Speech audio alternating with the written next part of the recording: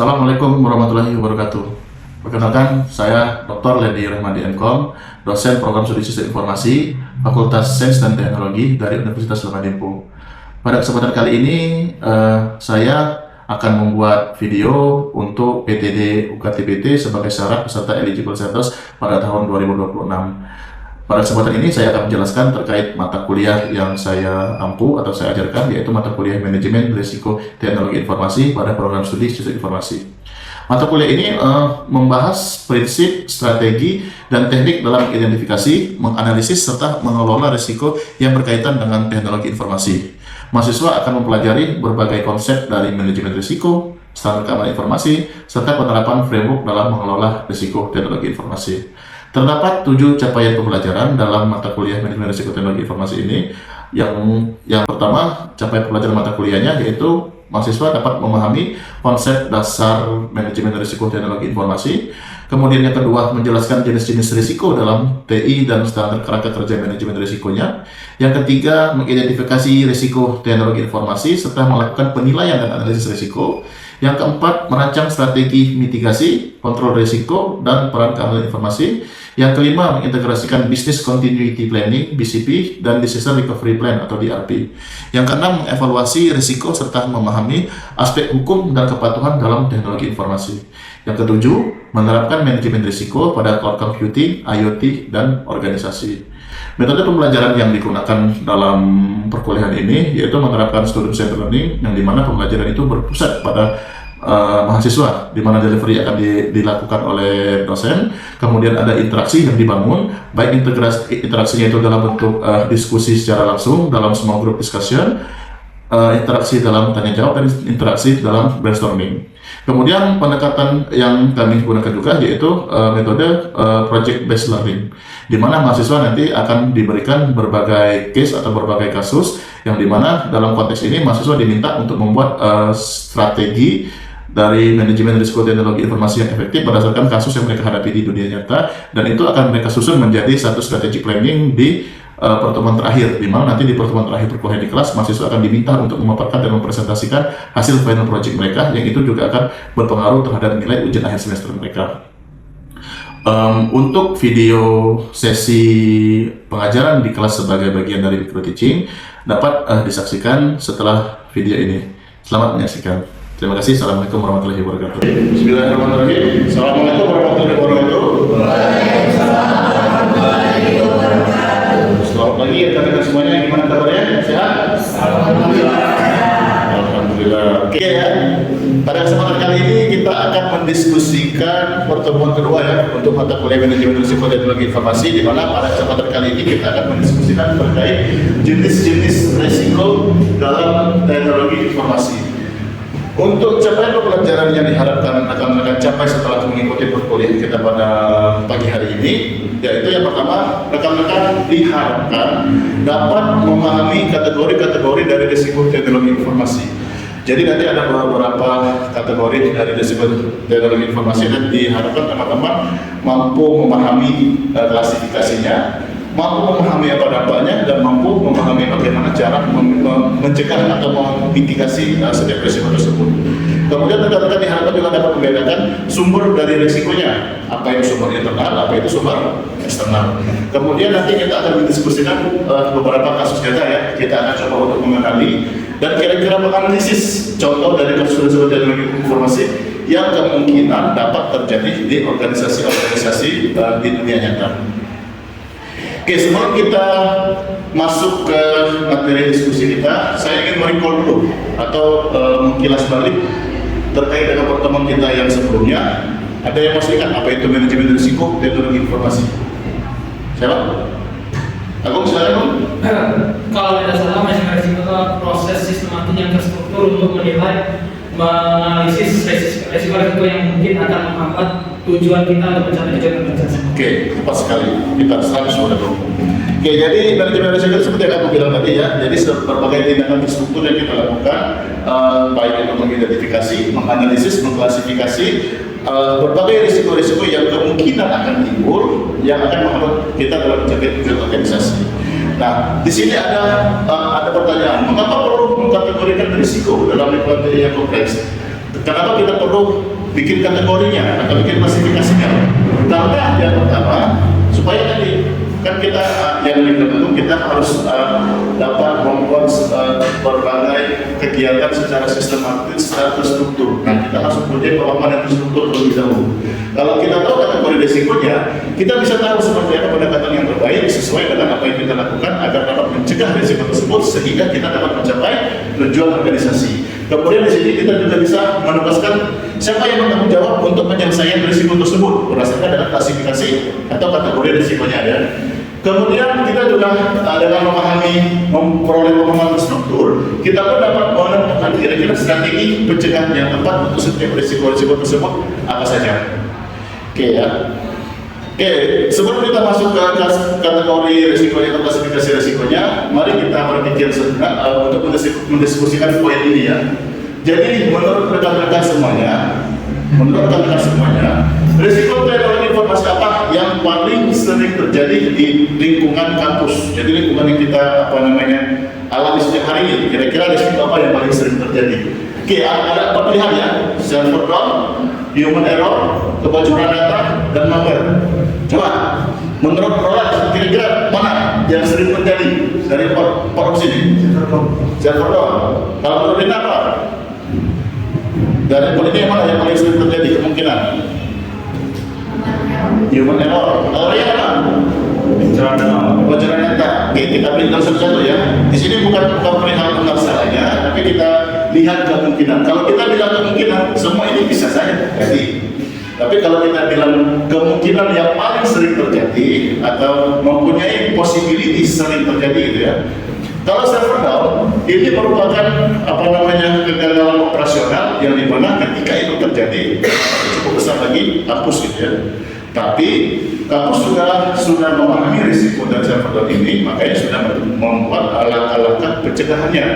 Melakukan backup server setiap saat, mempunyai recovery plan terhadap servernya, sehingga ini kemungkinannya cukup kecil terjadi. Tapi bisa terjadi, tapi kecil kemungkinannya terjadi, atau sulit terjadi itu cukup kecil ya. Kebocoran data ini yang Royal jawab, ini bergantung dari serangan dari luar. Seperti itu ya. Nah, karena kita sudah ada rencana recovery-nya juga dan backup yang rutin, sepertinya juga ini kemungkinannya kecil terjadi. Malware itu sama-sama lokasi ya, karena malware ini biasanya kan serangan dari luar juga. Nah, kalau menurut keyakinan saya, yang mempunyai kemungkinan paling sering terjadi yaitu human error. Karena apa ya? Ya mungkin memang sudah kodratnya manusia, apalagi pada laki-laki ini ya, salah-salah yang terlalu. Jadi human error mempunyai potensi paling sering terjadi di lingkungan kampus. Oke, kita lanjut ke klasifikasi risikonya ya. Jadi di sini kawan-kawan bisa melihat beberapa kategori manajemen risiko teknologi informasi. Di sini ada 4 kategori ya. Yang pertama itu kategori operasional, kedua itu kategori strategis, yang ketiga kategori kepatuhan, dan yang keempat kategori keamanan informasi. Nah, setiap kategori risiko ini dia mempunyai domainnya masing-masing. Untuk kategori operasional ini semua risiko informasi yang berkaitan dengan dampak operasional yang akan terganggu itu merupakan risiko operasional. Jadi misalkan ketika kegagalan proses dalam sistem atau tadi adanya human error, contohnya itu backup sistemnya gagal, servernya down, itu masuk ke kategori risiko operasional. Yang dimana ketika risiko ini terjadi, praktis operasional dapat terganggu secara keseluruhan. Kemudian risiko strategis ya. Nah, untuk risiko strategis ini sederhananya sebenarnya disampaikan oleh aku bahwasanya kita membuat rencana pengelolaan informasi ini agar kita dapat mencapai tujuan organisasi. Sederhananya seperti itu ya. Nah, risiko strategis itu semua jenis risiko yang pada dampaknya nanti dia tidak bisa mendukung tujuan organisasi. Contohnya apa? Contohnya misalnya kita akan membuat sebuah investasi teknologi informasi yang besar, tapi investasi lainnya itu gagal. Atau proyek yang proses trading yang pokoknya yang terkait dengan hal strategis itu masuk ke kategori strategis seperti itu ya. Kemudian kategori kepatuhan. Nah, kalau kita bicara tentang kepatuhan, berarti kita bicara tentang aturan ya, aturan atau regulasi yang mengatur. Nah, risiko yang berkaitan dengan pelanggaran standar, pelanggaran hukum, pelanggaran regulasi, pelanggaran kebijakan itu semuanya masuk ke kategori kepatuhan. Contohnya apa? Misalkan kita menggunakan software ilegal untuk pengembangan software dalam organisasi kita, itu juga termasuk risiko kepatuhan. Pelanggaran undang-undang ITE, pelanggaran GDPR, pelanggaran standar industri, dan lain sebagainya. Nah, ini yang informasi yang tadi yang disampaikan contohnya. Untuk kategori keamanan informasi, ini berkaitan dengan bagaimana integritas dan kerahasiaan data yang kita miliki. Nah, risiko keamanan informasi ini terjadi ketika kita tidak mempunyai kuasa terhadap data dan informasi yang kita miliki. Contoh tadi ada kebocoran data dan ada malware yang masuk ya. Ini contohnya cyber attack, ransomware, malware, phishing, dan kebocoran data. Yang berkaitan dengan ketiadaan integritas dan kepemilikan data dan informasi yang kita miliki, semua itu masuk ke keamanan informasi. Oke, tadi kita sudah bicara kategorinya, sekarang kita bicara dampak dan mitigasi pencegahannya ya. Oke, tadi kita sudah tahu bahwasanya ada 4 risiko: operasional, strategis, kepatuhan, dan keamanan informasi. Nah, di sini kita akan melihat kira-kira secara umum pencegahan yang kita bisa lakukan untuk mencegah risiko tersebut itu apa. Nah, di sini kita lihat ada risiko operasional. Dampaknya apa? Ya sederhananya kalau kita bicara tentang operasional, pasti gangguan layanan secara keseluruhan. Sistemnya tidak bisa diakses, downtime sistemnya lambat, bahkan dapat menurunkan produktivitas dari organisasi, dan kemudian tentu saja akan mengakibatkan kerugian operasional yang cukup signifikan pengaruhnya bagi organisasi. Apa contoh-contoh langkah-langkah pencegahan yang bisa kita lakukan? Yang pertama, kita bisa dari contoh seperti yang ada di kampus, kita bikin backup server secara rutin berkala. Nah, jadi jika kita bisa melakukan backup secara berkala ketika ada risiko operasional, kita tinggal isi saja servernya ke beberapa saat sebelum terjadi risiko tersebut. Nah, bahkan kalau sistem-sistem yang memang perlu update-nya tinggi seperti sistem perbankan, sistem e-commerce, mereka itu melakukan backup-nya itu rutin, mungkin bisa hitungan menit mereka melakukan backup. Jadi ketika ada kesalahan server, mereka tinggal mundur saja untuk backup otomatisnya seperti itu ya. Oke, selain itu kita bisa membuat perencanaan pemulihan bencana, ada disaster recovery plan (DRP) ya. Kemudian kita bisa membuat pemeliharaan infrastruktur yang terawat yang berkala. Dan kita juga bisa membuat pelatihan sumber daya manusia supaya mengurangi apa yang bilang tadi? Mengurangi human error. Oke ya. Selanjutnya risiko strategis. Karena ini berkaitan dengan investasi TI yang gagal, jadi dampaknya tentu saja berkaitan juga dengan proyek tadi. Ketika proyeknya gagal, ya otomatis resource keuangan kita hilang, juga gagal juga. Investasinya hilang, nilai tambahan dari ilmu informasinya juga hilang, waktu juga terbuang, dan lain sebagainya. Contoh pencegahannya yang bisa kita lakukan yaitu yang pertama, kita bisa membuat strategic plan teknologi informasinya atau perencanaan strategis teknologi informasi yang baik dan tepat. Kita bisa membuat programnya, program perencanaan TI yang tepat dan sesuai itu apa pencegahannya ya. Kemudian kita bisa membuat business IT alignment dan kita evaluasi proyek secara berkala untuk memastikan proyek ini berjalan dengan baik, lancar, dan nanti pun proyek itu bisa selesai sesuai dengan apa yang kita harapkan. Dan kita juga bisa membuat manajemen portofolio teknologi informasi. Oke, selanjutnya risiko kepatuhan ini karena berkaitan dengan kepatuhan kita terhadap aturan dan regulasi. Dampaknya tentu saja berkaitan juga dengan sanksi-sanksi yang kemungkinan akan kita terima. Sanksi hukum, pencabutan izin, denda, hilangnya kepercayaan publik, dan hilangnya reputasi dari organisasi atau perusahaan kita. Contoh mitigasinya pencegahannya apa? Ya bikin audit kepatuhan, penerapan kebijakan TI, dokumentasi dan regulasi, dan kita bisa membuat standar ISO ya, yang bisa kita gunakan untuk melakukan pengelolaan manajemen risiko. Oke, untuk risiko selanjutnya karena informasi, dampaknya tadi kebocoran data, serangan cyber, reputasi kita rusak dan kita bisa kerugian finansial. Untuk mitigasinya kita bisa menggunakan firewall yang memang seluruh jaringan internet itu pada dasarnya punya firewall. Tapi kita bisa mengupgrade-nya dengan menggunakan multi-factor authentication untuk menjaga sistem kita akan jauh lebih kuat. Datanya juga bisa kita enkripsi, kemudian kita bisa menggunakan antivirus, dan kita juga melakukan pelatihan kesadaran keamanan atau security awareness training gitu ya. Oke, tadi kita sudah mendiskusikan ya bahwasannya kawan-kawan sudah tahu nih sekarang ada 4 risiko ya. Oke, coba Roland, risiko apa saja ya yang sudah kita lihat tadi? Yang pertama risiko operasional, yang kedua risiko strategis. Oke, strategis, kepatuhan dan keamanan informasi. Oke, sudah tahu ya. Saya kira kakak sudah paham ada 4 kategori risiko ya. Nah sekarang kita akan coba beraktivitas sedikit untuk mencoba mengatakan kira-kira dari beberapa kasus ini kita coba klasifikasikan risikonya apa saja. Oke ya, kita mulai dari yang pertama. Website kampus tidak bisa diakses LKDS. Siapa mau menjawab? Ryan, silakan. Website kampus tidak bisa diakses LKDS. Berarti ini ya server download ya. Itu kira-kira risiko apa? Operasional. Oke, operasional ya. Selanjutnya mahasiswa terkena phishing. Semuanya tahu ya phishing itu apa ya? Coba, Lina, masuk risiko apa ini? Keamanan informasi. Oke, sudah tidak serta semua mahasiswa ini ya. Senang ya. Software perusahaan menggunakan lisensi bajakan. Eca coba. Ini kepatuhan. Kepatuhan. Oke, kita akan menggunakan lisensi bajakan ya. Oke, terakhir implementasi sistem absensi mahasiswa itu gagal fungsi. Dan strategis. Oke, benar. Oke, karena dia ini terkecoh di sistem padahal ya gagal fungsi itu.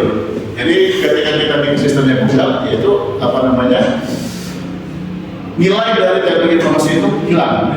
Makanya dia masuk ke strategis. Jadi semuanya saya rasa bisa paham semua ya.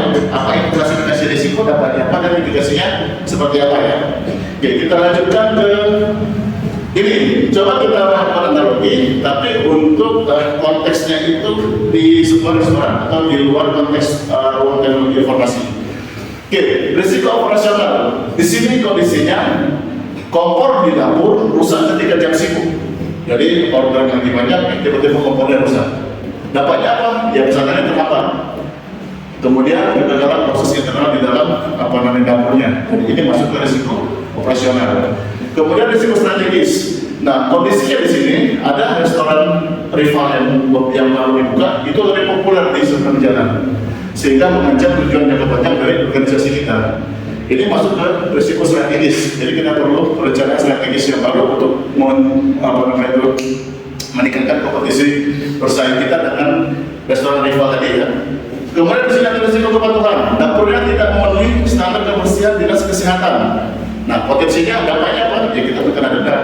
Izin restorannya bisa dicabut, izin kebersihannya bisa digagalkan dan lain sebagainya.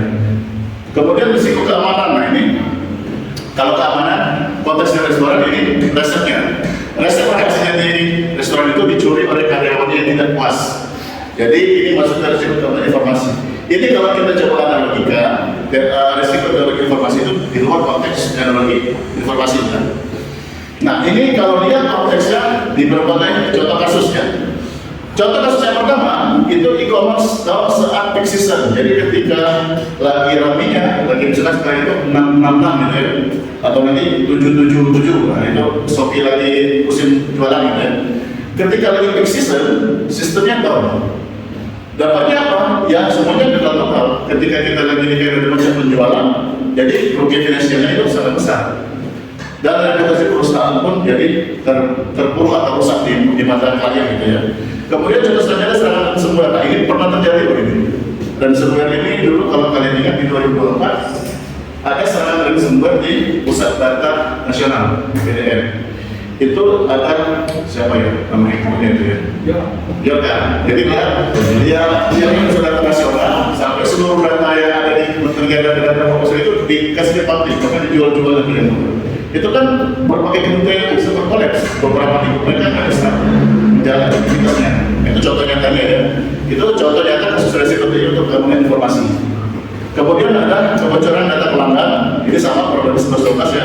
Dan kehilangan kepatuhan regulasi. Jadi ketika organisasi kita memenuhi standar perkembangan data, ya kita dapat sanksi denda besar dan tuntutan hukum. Oke.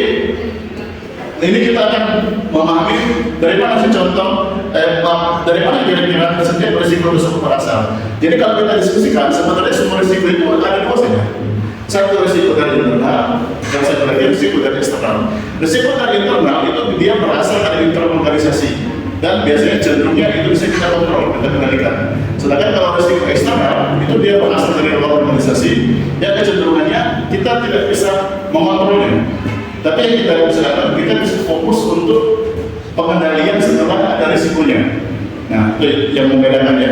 Jadi contoh dari risiko internal ini misalkan tadi human error, salah input, salah ketik, human error itu masuk ke contoh risiko internal. Kemudian kegagalan infrastruktur, servernya down dan lain sebagainya. Kemudian kebijakan internal yang lemah, yang risiko strategis dan sebagainya tadi. Kemudian ancaman dari orang dalam, saya terkait. Jadi kalau misalkan ada karyawan yang tidak puas, dia ternyata terkontrol di dalam sistem, jadi dia otaknya sendiri. Tapi itu bukan dari luar, tapi dari internal ya. Karena posisinya dia memegang akses ketika masih dalam organisasi. Kalau orang luar itu ya benar-benar orang luar ketika ada akses ke dalam, dia masuk ke dalam sistem. Seperti itu ya. Untuk risiko eksternal, dia berasal dari organisasi, cenderung sulit dikendalikan. Kita cuma bisa fokus pada responnya apa, seperti itu. Contoh serangan cyber dari hacker gitu. Jadi ya kalau sudah diserang, ya udah kita nggak bisa apa-apa lagi gitu. Kita fokus pengendaliannya apa sih yang bisa kita lakukan responnya, seperti itu ya. Kemudian perubahan regulasi pemerintah, nah ini kan di luar kuasa kita. Kalau aturan itu berubah, ya kita harus ikut aja gitu kan. Bencana alam, gempa bumi, banjir, kebakaran, ini juga dari faktor eksternal yang tidak bisa kita kontrol. Kemudian kegagalan layanan vendor dari pihak ketiga ini juga sama ya. Jadi untuk sederhananya, untuk mengatakan mana yang eksternal dan internal, kita bisa melihat dulu resikonya apakah bisa kita kontrol atau tidak. Kalau resikonya bisa kita kontrol, pasti sumbernya internal. Tapi kalau resikonya tidak bisa kita kontrol, pasti sumbernya eksternal. Gitu ya.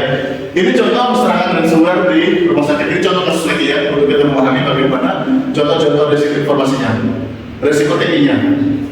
Sebuah rumah sakit besar mengalami serangan ransomware yang mengenkripsi seluruh data pasien dan sistem pendaftaran. Hacker meminta tebusan yang sangat besar. Jadi rumah sakit besar, sistemnya itu nggak bisa mengakses karena enkripsi datanya oleh hackernya. Jadi data-data pasien, sistem pendaftaran, sistem pelayanan rekam medis dan sebagainya itu tidak bisa diakses semuanya. Oke, kita coba lihat kategori risikonya apa saja.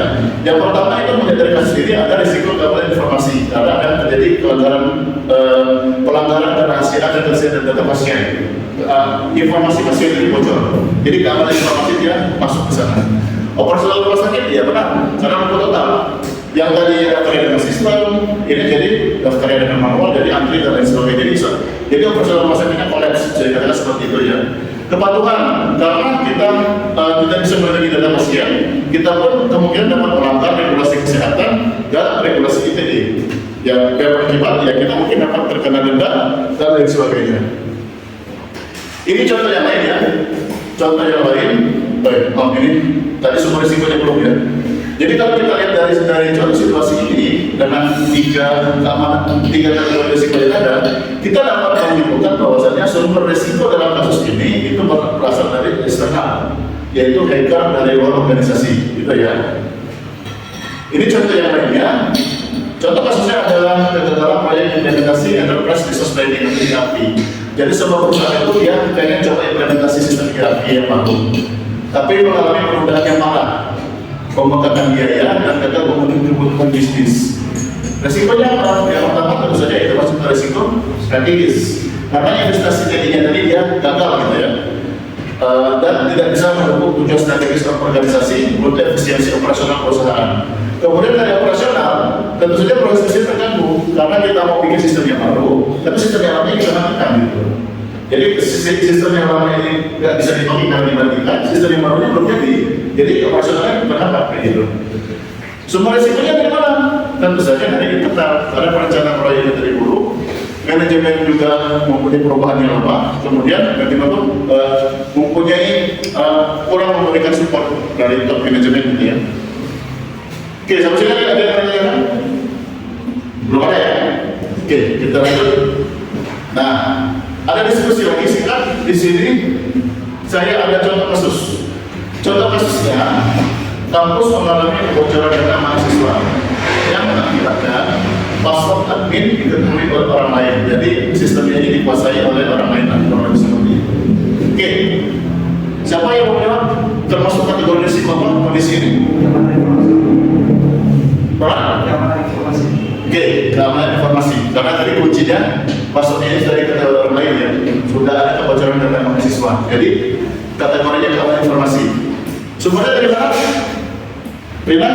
Eksternal. Eksternal. Karena dia orang luar yang masuk ke dalam sistem kita ya. Oke, dampaknya apa? Sistem terkunci. Ya, benar. Sistemnya tidak bisa diakses. Dampaknya ini kalau sistem tidak bisa diakses, tentu saja dampaknya keseluruhan ya. Operasional kampus tidak bisa mengisi KRS, dosen tidak bisa mengisi nilai, dan lain sebagainya. Jadi sistem yang tidak bisa diakses ini mempunyai dampak yang besar. Bagaimana strategi mitigasinya? Kapasitas dan kapasitas. Oke, tadi sudah saya jelaskan di awal ya. Dan observer recovery server. Jadi ya itu tadi cara kita mitigasi. Saya kira kalau sudah bisa membaca lah kira-kira yang sudah bisa memahami bagaimana jenis-jenis kategori risiko, seperti apa dampaknya dan bagaimana cara mitigasinya. Oke, jadi ini beberapa poin kunci ya atau key point untuk pertemuan kita yang pada hari ini.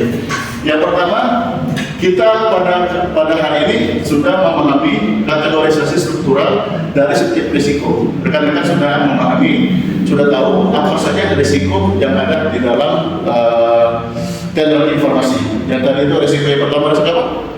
Operasional, kemudian strategis, kemudian kepatuhan dan keamanan informasi. Kalau sudah paham semua, kemudian kalau kita sudah membedakan sumber risikonya dari seperti apa. Ada sumber yang eksternal, ada sumber yang internal, ada sumber yang eksternal. Kalau yang internal itu dia cenderung bisa kita kontrol dan berasal dari internal organisasi. Tapi kalau eksternal itu yang tidak bisa kita kontrol dan asalnya dari luar organisasi.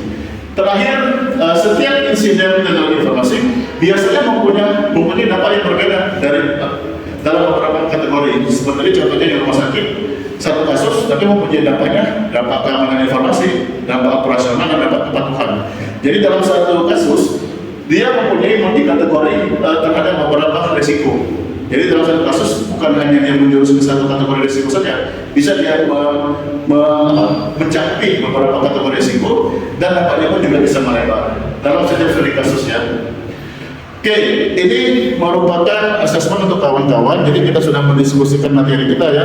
Tadi kawan-kawan sudah paham materinya apa saja. Ini merupakan asesmen untuk mengukur bagaimana kawan-kawan memahami apa materi yang sudah kita diskusikan hari ini. Ini saya menggunakan platform Background atau Basis ya, yang sudah sering kita gunakan. Jadi rekan-rekan silakan masuk ke link yang ada di atas ini untuk mengakses pertanyaan-pertanyaan asesmen untuk dapat menilai pemahaman rekan-rekan untuk mengukur capaian pembelajaran kita pada siang hari ini. Jadi rekan-rekan silakan masuk ke background-nya, silakan kerjakan mandiri tugasnya tanpa diskusi. Total ada 15 soal dan ada 15 menit. Jadi satu soal itu untuk 1 menit. Seperti kita melaksanakan quiz di quiz seperti biasa. Bisa dipahami? Bisa. Oke, jadi kita akan kerjakan asesmennya selama 15 menit. Nanti setelah kalian mengerjakannya, kita akan melihat siapa yang mempunyai leaderboard skor yang paling tinggi, yang paling paham siapa. Jadi untuk sebelum kita lanjut ke pertemuan ketiga, kita akan mengadakan asesmen ini terlebih dahulu. Oke ya. Oke, demikian pertemuan kita pada siang hari ini, pada pagi hari ini untuk mata kuliah manajemen risiko teknologi informasi, terkhususkan untuk materi jenis-jenis risiko teknologi informasi. Terima kasih untuk rekan semuanya yang telah hadir pada siang hari ini. Semoga kita senantiasa diberikan kesehatan dan diberikan oleh Allah Subhanahu wa Ta'ala. Terima kasih. Saya akhiri perkuliahan kita pada pagi hari ini. Assalamualaikum warahmatullahi wabarakatuh. Waalaikumsalam warahmatullahi wabarakatuh.